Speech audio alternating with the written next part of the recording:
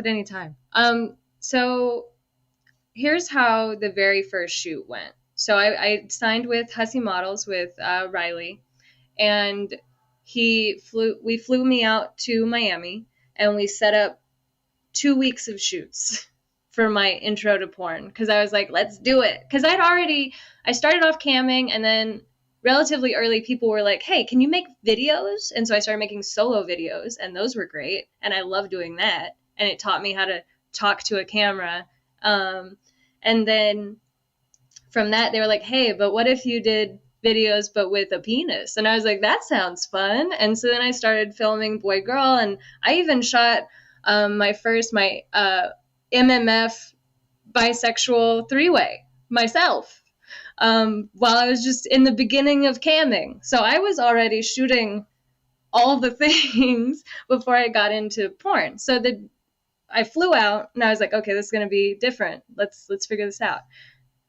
The first thing is makeup. I don't wear makeup usually. So getting put in a makeup chair and having somebody touch my face for like an hour was a lot at first. I like it now. It's fun, but it was a lot. I don't like how makeup feels on my face. So I had to learn how to not focus on how the makeup feels on my face when I'm performing.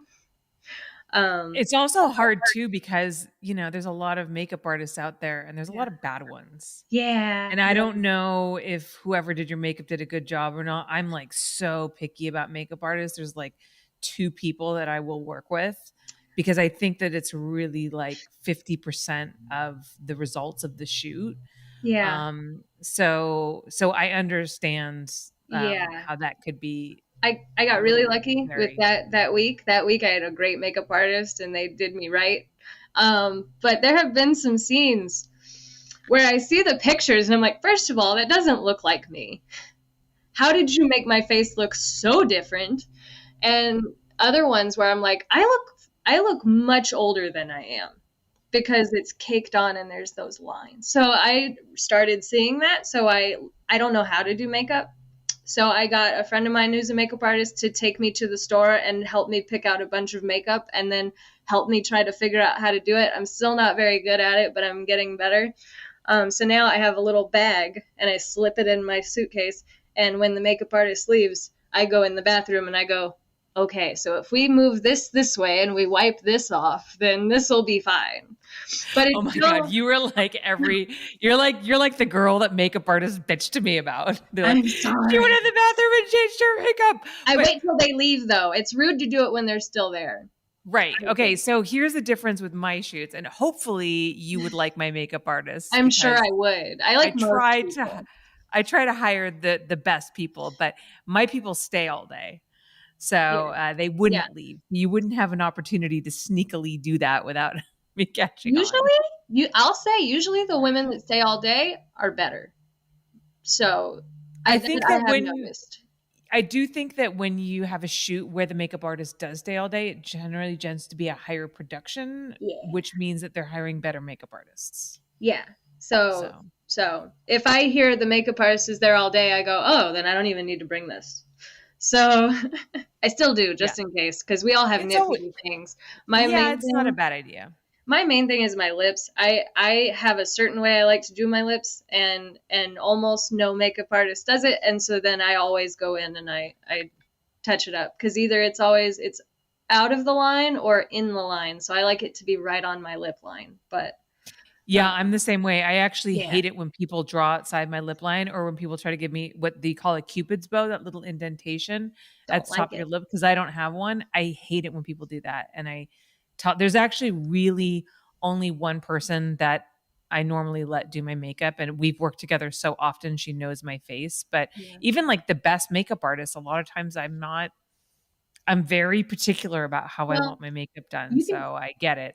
You can be amazing at makeup and still like get a face in front of you that you're like, I don't know what to do with this face. Like, so I feel like there's makeup artists that know my face, and those are the ones that I hire, because they see what my face is and they go, okay, I'm going to just accentuate what that is, instead of, okay, so we're going to make her nose look thinner and we're going to make her cheeks look this way. And I'm like, no, I like how I look. Like, just make the camera see what you're seeing right now in front of you. That's all I want. But so that was one big difference on just first off. It was kind of nice. I got to pick, my first scene wasn't that different because I got to pick my male talent, which was nice. Ooh, who'd you pick? I picked J-Mac. I've never worked with him, but I've heard great things about him. He is an angel. He is, if I get a guy that wants to know how to be a good performer, I send them to J-Mac or Prince Joshua. Like those are the guys that talk to guys that I will send them to, because J-Mac is an absolute angel. Prince is great. I worked with Prince a few times. Has Prince done the blowjob somersault trick with you? Yes. Oh wait, not that one. No, it was a different thing. Not that. I want to do that. I don't even know how to describe it, but you got to see it. He does this like thing where you're like blowing him in a 69, and then he like does a somersault with you and like finishes standing up or something. It's like some crazy move. And the first time he did it, I freaked out because I thought he was going to like break the performer's neck, but like, I don't know. It's like his thing. He knows what he's doing. Yeah. It's amazing.